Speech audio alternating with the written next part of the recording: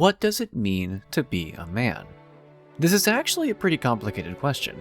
What we associate with maleness becomes more open over the years. Identity has long escaped the traditional binary of generations past, but even looking beyond that, masculinity can be very interpretive. You might have an idea of what makes a man, but then someone else could disagree or expand on that idea. How should a man look, act, or speak? All based on opinion. But there are some things that most of us can agree upon. The general traits that we attach to the concept of masculinity, like strength and will. And in today's climate, with the discussion of masculinity, especially regarding toxic and positive masculinity, is often at the forefront, our media can play an important role. Not just the news, but movies, music, and television. Because these stories and characters are often ones we relate to, so they help us learn and grow. And in that sense, there are few shows that encapsulate masculinity as well as Gurren Lagann does. I've talked before about how Kamina is a great icon of positive masculinity, and while I still believe that, I think the entire show has a powerful message about what makes a good man. From its story, to its designs, to its characters. Yes, even the women, but we'll get to that. First, let's take a step back and ask that question again, phrased a little differently. What does Gurren Lagann think being a man means? Row, fight the power. From just episode 1, the show gives a fairly strong stance on masculinity, using Kamina and Simone. Kamina comes off as strong and confident, while Simone is small and timid. A lot of shows, especially shown in anime, pair their characters with a mentor or an icon they must strive to emulate or overcome. And in a show that wears its masculinity on its sleeve, this would imply that Kamina is Simone's goal, that he isn't yet a true man, while Kamina is, much like how Deku reaches towards heroism following All Might's path. And part of that is true in this case, as Simone does look up to Kamina, and there are traits within Kamina that relate to overall betterness that are still absent or dormant within Simone, like bravery, traits that aren't solely linked to masculinity. But the show does seem to suggest that Simone is strong in his own way and no less of a man than Kamina, simply because Kamina believes in him. He sees the strengths in Simone that others continuously dismiss or downplay. So through Kamina, we can get an idea of what Gurren Lagann defines as manliness.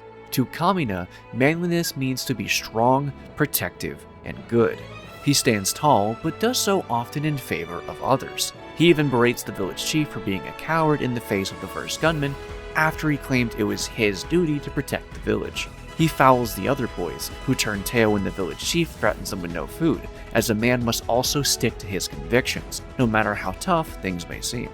Though he often appears mad and overconfident, his madness usually stems from his convictions and belief, risking his life time and time again to pave the way for the future generation, as he tells Yoko in episode 7, decrying leaders who either don't help when the chips are down or keep people stuck in a cycle of suffering under the guise of help, as he does in episode 5 with Father Magi.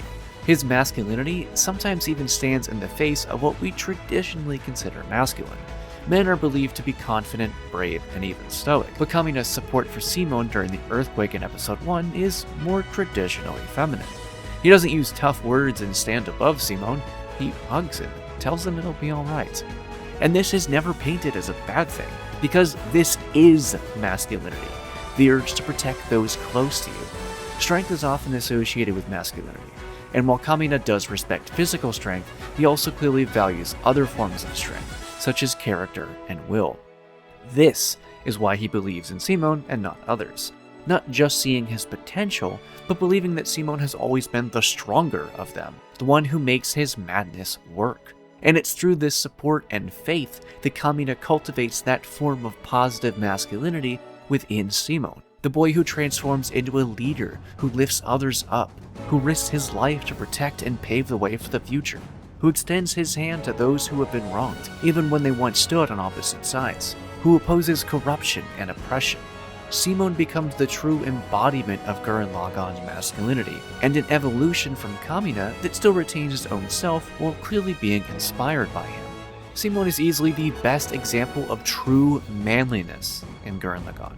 His will, his nature, his want to protect and to be free. That is a man right there, both to me and the show. And on the flip side, The antagonists embody traits that the show rejects. To stray from the path of true manliness is to stray from the right path. Lord Genome, the Four Generals, the Anti-Spirals, and even Rossiu briefly showed this truth. The Spiral King's four generals only lust for glory, refusing to cooperate unless necessary, even letting the others die without much thought. They believe only in physical strength, so their weakness in character results in their downfall. The early stages of Gurren Lagann are a brilliant example of why teamwork is so effective. And though, as men, we are often told to deal with our problems alone, to both extend a hand and ask for help is not to be shamed but respected. Together, we are strong. Gurren and Lagann, when combined, are more powerful than when they're alone. More badass, too. Lord Genome loses his faith in both himself and humanity, caving to his negative emotions and failure to defeat the Anti-Spirals, and then unleashes that negativity onto the world. Even if his motives are humanity's survival, his belief that he is the only one who is right and capable is rooted in toxic masculinity, an unwillingness to listen and reach out, that only you are right and must solve this problem. And in the second half of the show, when he admits his soul was once drowning in despair, but has now been reawakened, does he truly become stronger when he returns to the right path? Something Rossiu struggles with as well when he begins to stray in the same way Lord Genome did, though far less extreme. The Anti-Spirals see only limitations, not growth, and project their own onto everyone else. Once again, if I can't do this, then neither can you. A sentiment that a lot of toxic dudes probably think when they berate someone at the gym, for example. The show reveals the traits it sees as harmful and wrong through its villains, and the ones that are righteous and good through its heroes. But what of the women? I mentioned them earlier. How do they play into positive masculinity? Well, the answer to that should be obvious. Society frequently pits men and women into opposite camps. Masculinity is the opposite of femininity. But that isn't true, and these mindsets only create division. They discourage empathy and understanding. Just as Kamina and Simone embrace traits often seen as feminine, characters like Yoko exhibit traits often seen as masculine. She's a tomboy, a woman with characteristics we associate with men. She is strong, passionate, and doesn't take shit from anyone. Her role in the story is vital, and her skills are clear.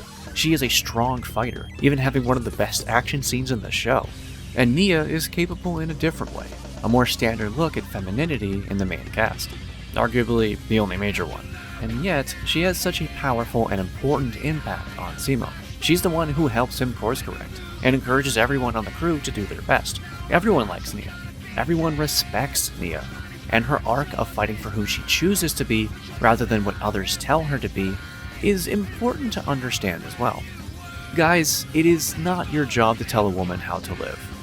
Instead, you respect her choices, help her when she needs it, and accept her help if she offers and you need it.